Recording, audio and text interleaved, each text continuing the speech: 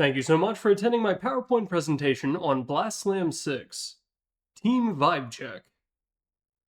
So as you've probably picked up if you've been watching this week's videos, Blast Slam has sponsored the channel once again in order to promote Slam 6, which is a $1 million tournament currently taking place in Malta. The event takes place on a pretty expanded timeline, starting several weeks ago with the play-ins happening last weekend, and it's understandable if you weren't able to tune in for the entire group stage or catch the play-in matches live. But even if you didn't see the preliminary stages of the game, you'll definitely want to tune in for the playoffs, which feature a very strange set of teams, including two amazing top finishers in OG and Nadas Vincer. My job today, in partnership with Blast, is to get you prepped for the finale of the event, and that means going over each of the 6 teams that are still remaining in contention and telling you a little bit about how they performed, their own team history, their place in the top tier of Dota, and their target audience. That's right, my job is to tell you which team to cheer for, but I won't be doing it based on my own biases, surely those won't leak through. Instead, we're going to be going over the ideal fan for each of the different teams, while also reviewing their performance. So without further ado, let's get cracking on our very first team, OG. Now if you didn't know, a while back, OG pretty much officially exited the European scene of Dota and instead chose to sponsor a Filipino roster, which is very star-studded, and they found some success in international tournaments. For example, at Blast Slam, they managed to go for a 7-4 record with some insane upsets, including Falcons, Liquid, and Tundra. They did wind up losing to Heroic. It doesn't matter, SCA over SA all day, baby. Natsumi is back once again, absolutely running the show. He has some of the most insane stats of the entire tournament. The Kez is dangerously real for this team. The carry Queen of Pain, however, is not. Please stop picking that. I want you guys to win. Still, any pick that goes Butterfly Refresher, such as Kez, is alright in my book, and as a result, this is going to be one of the teams that I myself am cheering for. Thanks to their top ranking in the group stage, they actually didn't have to play in the play-in at all, and they were able to advance directly to the top 4 of the playoffs, which guarantees them a shot at a pretty good chunk of the prize pool. Unfortunately, they drew the short end of the seeding stick. They're going to be facing either Liquid or Falcons next in a best of 3. This team style really relies on being able to scam a single game off of other teams in the best-of-1 format, and they were able to take advantage of that in the group stage. But that will no longer be an option going into the main event. As a result, I don't necessarily think that they're going to do very well, but the fact that they've made it this far is already amazing, and maybe all of that OG magic they rode from the last slam will finally come in clutch. OG is going to be your ideal team to cheer for at Blast Slam 6 if you are either Filipino, possess any amount of Pinoy pride regardless of your ethnicity, are an OG fanboy, or you want to cheer for an underdog team and you really don't mind seeing them lose. Next up is Nadas Vincer, which is one of my favorite young rosters in the current competitive Dota scene. It consists of old head Zayats and a bunch of teenagers that he constantly has to wrangle, though the results are hard to argue against. They also wound up going 7-4, which, as a gentle reminder, was good enough to get 3rd place at the previous slam.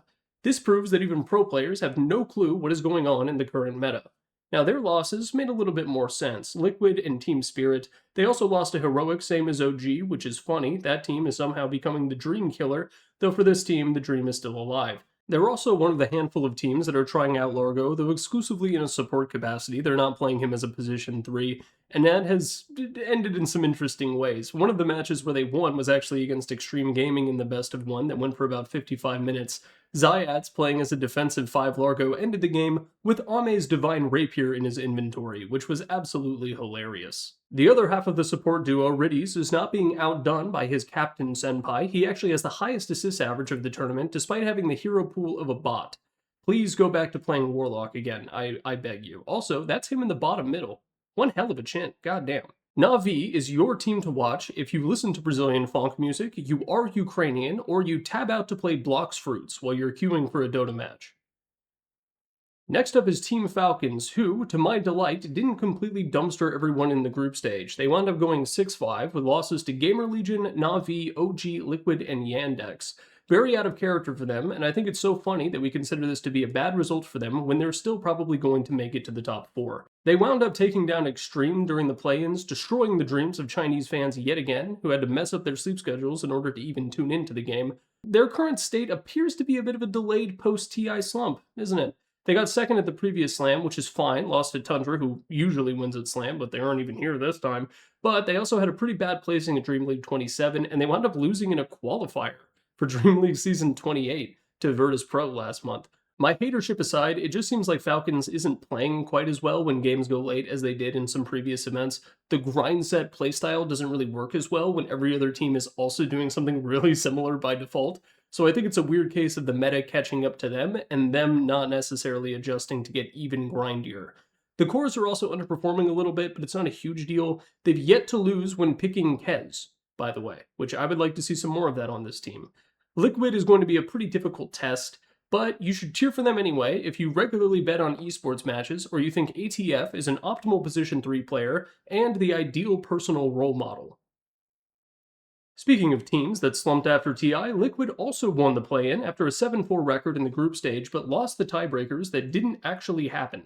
Shout out to Neustatel, gotta be one of my favorite genders. It was a close 0-2 to Yandex, but they took their rage out against Gamer Legion in the lower bracket, continuing Liquid's streak of crushing the hopes and dreams of North American fans. It's okay, the org itself is American, so we'll cheer for them anyway. These guys are playing at an extremely fast pace. Their modal match length is in the low 30-minute range, even if they lose, which makes me think that all of the players constantly have to go to the bathroom.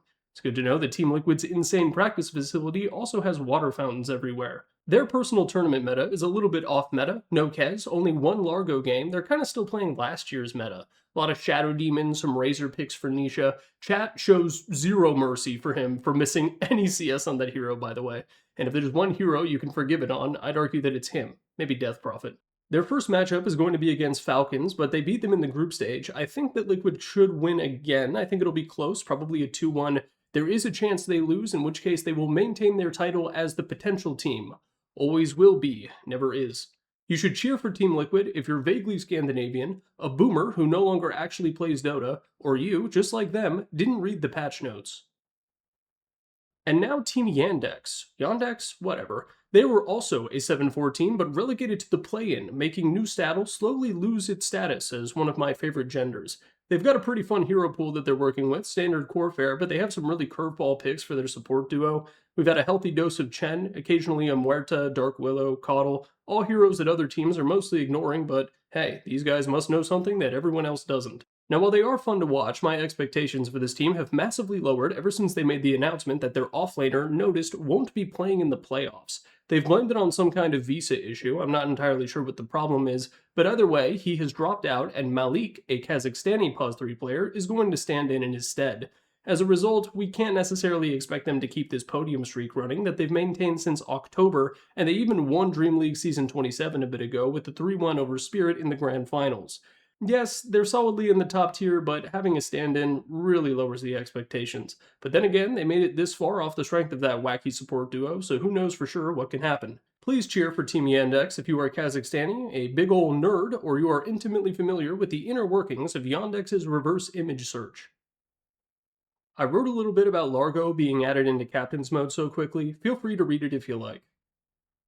And finally, we have a team that many Dota fans fell in love with at the last International, and has continued to put up amazing results despite metaphysical and statistical quandaries heretofore unknown.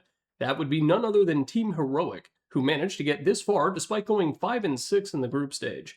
Based on their performance trending upward in the play-ins, we can honestly expect them to thrash everyone and win the Grand Finals with a score of 5-0, after insisting the games 4 and 5 are played out for ceremonial reasons. The team recently kicked Devi Lama and replaced him with Tai Lung, a Peruvian mid laner, and the results have been good, but a little bit streaky. He has an absolutely insane puck, but her performances on other heroes have been a little hit or miss.